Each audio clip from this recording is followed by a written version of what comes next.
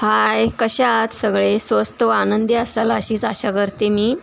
ही माझी छोटी डॉग आहे, 3-4 महिन्याची आहे. ही कालपासून काही खात नाही. गरमी जास्त असल्यामुळे ना तिला भरपूर त्रास होतो आहे. मग ती कालपासून काहीच खात नाही आहे. त्यामुळं जबरदस्तीने तिला थोडं भरवण्याचा प्रयत्न करते. तिला डॉक्टरकडे घेऊन गेली होती. त्यांनी एक इंजेक्शन दिलं आहे तिला आणि काहीतरी मेडिसिन वगैरे ग्रोथसाठी एक टॉनिक पण दिलेलं आहे. ते आता बघते ती थोडंफार काय खाते काय बघते म्हणून तिला आणि तिच्या भावाला खायला देते. हा बिट्टू आहे, मोठा आहे तो, आणि ती छोटी आहे. अजून एक डॉग आहे माझी, फिमेल डॉग. ती आली नाही आहे, ती तिकडेच बसले. तिची मम्मी आहे, ती छोटी एक डॉग आहे, तिची ती मम्मी आहे. आता या दोघांना पण खायला देते.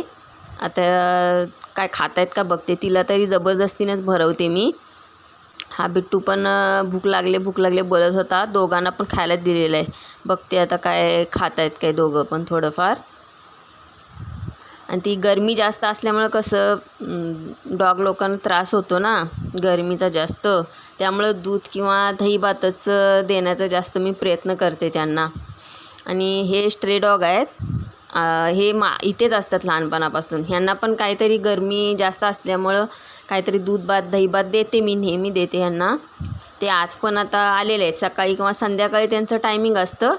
आता ते खाऊन परत ते आपल्या जागी जाऊन बसतात.